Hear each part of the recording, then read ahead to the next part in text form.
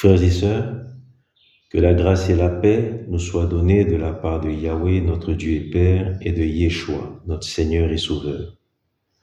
Père, le psaume 119 au verset 160 nous dit que le fondement de ta parole est la vérité, et que toutes les lois de ta justice sont éternelles. Nous sommes là, Seigneur. Enseigne-nous la parole de ta vérité. Frères et sœurs, nous continuons notre partage sur le livre de Deutéronome. Le peuple Israël s'apprête à entrer sur la terre promise Canaan et Yahweh passe par Moïse pour leur rappeler l'ensemble des dispositions à suivre, à respecter, auxquelles obéir afin qu'Israël puisse vivre, entrer en possession et prospérer dans l'alliance que Yahweh lui-même établit avec lui. Le Deutéronome 13 parle d'un sujet important, notamment comment lutter et tuer l'idolâtrie et s'opposer au péché. Mais Deutéronome 13, les versets 1 à 18, nous en parlerons avec le Deutéronome 17. Nous passons donc au Deutéronome 14. Deutéronome 14, versets 1 à 2, il est écrit « Moïse s'adressant donc à Israël de la part de Yahweh, « Vous êtes les enfants de l'Éternel votre Dieu. » Verset 1, Deutéronome 14, verset 1, « Vous êtes les enfants de l'Éternel votre Dieu. Ne vous faites point d'incision et ne vous rasez point entre les yeux pour un mort. » Verset 2, « Tu es un peuple consacré à l'Éternel ton Dieu, et l'Éternel t'a choisi dans tous les peuples qui sont sur la face de la terre pour que tu lui sois un peuple particulier. » Frères et sœurs, deux rappels importants. Premier rappel au verset 1, Yahweh par Moïse rappelle à Israël que chaque individu, chacun pris indépendamment est un enfant de l'Éternel et de l'Éternel son Dieu. Il dit vous êtes les enfants de l'Éternel votre Dieu. Deuxièmement, en tant que peuple, Yahweh rappelle qu'il est un peuple. Israël est un peuple consacré à l'Éternel. L'Éternel l'a choisi dans tous les peuples pour qu'il lui soit un peuple particulier. Cela est important, frères et sœurs. Israël n'est pas premièrement, prioritairement, la postérité d'Abraham. Non. Israël n'est pas d'abord la descendance d'Abraham. N'oublions pas qu'Abraham était stérile. Israël a été engendré par la promesse que Yahweh a faite à Abraham, le père de la foi, promesse qui s'est accomplie. Israël est le fruit de l'accomplissement d'une promesse faite à Yahweh à une source, Abraham qui était stérile. Israël est d'abord engendré par l'Éternel. Israël est d'abord enfant de l'Éternel avant d'être enfant d'Abraham. Chacun des Israélites qui s'apprête à traverser le Jourdain pour entrer en Canaan n'est pas d'abord prioritairement issu d'un des 12 patriarches.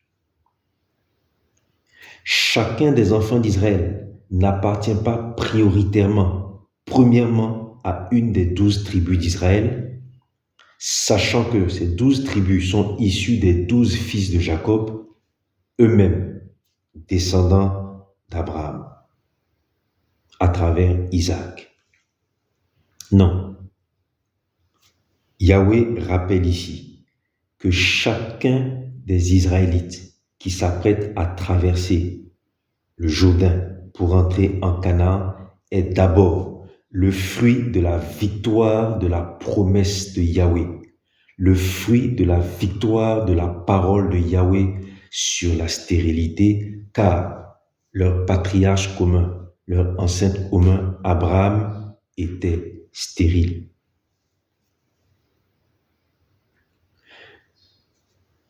Si Israël avait intégré qu'ils ne sont que le produit de la victoire de la parole sur la stérilité, il y a beaucoup d'erreurs, il y a beaucoup de fautes, de désobéissances qu'ils n'auraient pas commis. Israël n'appartient pas premièrement à Jacob, à Isaac ou à Abraham. Israël est d'abord engendré par Yahweh sur la base d'une promesse faite à un stérile et qui s'est accomplie. Israël est d'abord prioritairement enfant de l'Éternel, son Dieu. Comme le dit souvent un adage populaire, si tu ne sais pas où tu vas, il faut savoir d'où tu viens. Si Israël avait intégré dans son logiciel qu'ils ne sont d'abord, prioritairement, premièrement, que le fruit de la victoire de la parole de Yahweh sur la stérilité, gloire soit rendue à Dieu, il se serait certainement comporté différemment dans l'alliance. Ils l'ont tellement oublié que Jésus, Yeshua, notre Seigneur et Sauveur, lorsqu'il est venu et qu'il a commencé son ministère, dans le sermon sur la montagne, il va le leur rappeler. Dans Matthieu 5, les versets 13 à 16, les propos de Jésus nous sont rapportés par Matthieu. Yeshua leur dit, en tant qu'enfant de Dieu, en tant qu'enfant de l'Éternel votre Dieu, tel que cela vous a été dit dans Deutéronome 14, les versets 1 et 2, vous êtes le sel de la terre. Alléluia. Yeshua s'adresse au peuple juif. Il leur dit, vous êtes le sel de la terre en tant que descendants de ceux à qui il a été dit dans Deutéronome 14, vous êtes les enfants de l'Éternel votre Dieu, vous êtes le sel de la terre. Vous êtes la lumière du monde. C'est de vous, ce sel-là, que doit venir la bénédiction sur toutes les familles de la terre. C'est votre lumière qui doit éclairer toutes les familles, toutes les nations de la terre. Ayez choix de conclure dans Matthieu 5 au verset 16 que votre lumière luise ainsi devant les hommes, afin qu'ils voient vos bonnes œuvres et qu'ils glorifient votre Père qui est dans les cieux. Alléluia.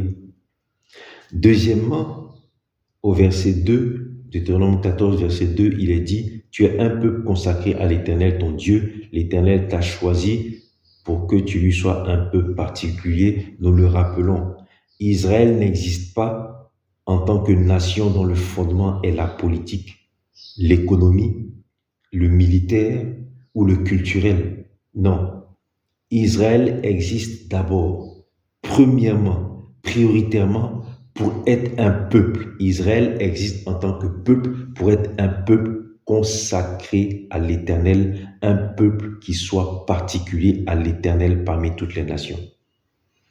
Frères et sœurs, Deutéronome 14, les versets 1 et 2 rappellent cette identité-là.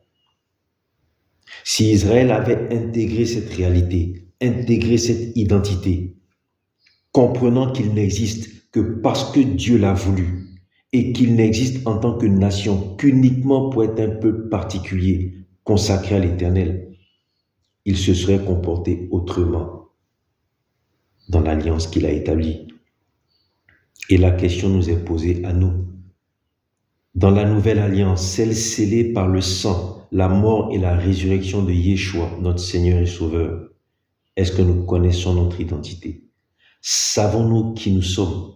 Et surtout, sur quelle base nous le sommes?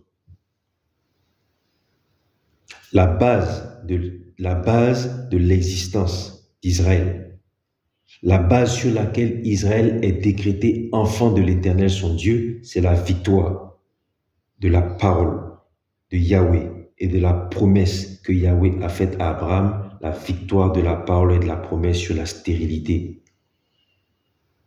La raison d'être d'Israël, c'est que en tant que peuple, c'est qu'il devait être un peuple consacré à l'Éternel, un peuple particulier parmi les nations, à partir duquel toutes les familles et toutes les nations de la terre seraient bénies. Dans la nouvelle alliance, savons-nous, nous, qui nous sommes? Connaissons notre identité. Gloire soit rendue à Yahweh notre Dieu et Père, que Yeshua, dans ses épîtres, nous révèle qui nous sommes et sur quelle base nous le sommes. Gloire soit rendue à Yahweh, notre Dieu et Père, qui a révélé ce mystère de qui nous sommes et comment nous le sommes par les apôtres et les disciples de Jésus au travers des épîtres. Et nous le verrons lorsque nous allons partager sur la nouvelle alliance. Si nous ne savons pas où nous allons, où nous partons dans la nouvelle alliance, il est important que nous sachions ce que nous sommes, qui nous sommes, ce que Dieu dit que nous sommes, ce que Yahweh lui-même dit que nous sommes dans la nouvelle alliance et sur quelle base nous le sommes. Alléluia. Nous continuons le Deutéronome 14, les versets 3 à 21, où Yahweh va présenter à son peuple, ce peuple qui lui est particulier, ce qu'il doit manger et ce qu'il ne doit pas manger. Afin que ce peuple-là demeure saint, ce peuple demeure consacré et ce peuple demeure enfant de l'Éternel, Yahweh va établir sur la base de particularités et de distinctions physiques ce qui doit être mangé, ce qui peut être mangé et ce qui ne le peut pas. Dans Deutéronome 14, verset 3, Yahweh dit « Tu ne mangeras aucune chose abominable. Israël, chacun d'entre vous, en tant que fils de l'Éternel votre Dieu, Israël en tant que peuple, tu ne mangeras aucune chose d'abominable. En ce qui concerne les animaux, vous mangerez d'entre les animaux tous ceux qui ont l'ongle divisé et le pied fauché et qui ruminent. Vous ne mangerez uniquement d'entre les animaux que tous ceux qui ont l'ongle divisé, le pied fauché et qui ruminent. En ce qui concerne les animaux qui sont dans les eaux, Yahweh dit, vous mangerez de tout ce qui est dans les eaux, mais vous mangerez principalement ce qui a des nageoires et des écailles. Quant aux oiseaux, il leur dit, vous mangerez tout oiseau pur. L'élection et la distinction d'Israël se traduit parce que Israël va faire entrer dans sa bouche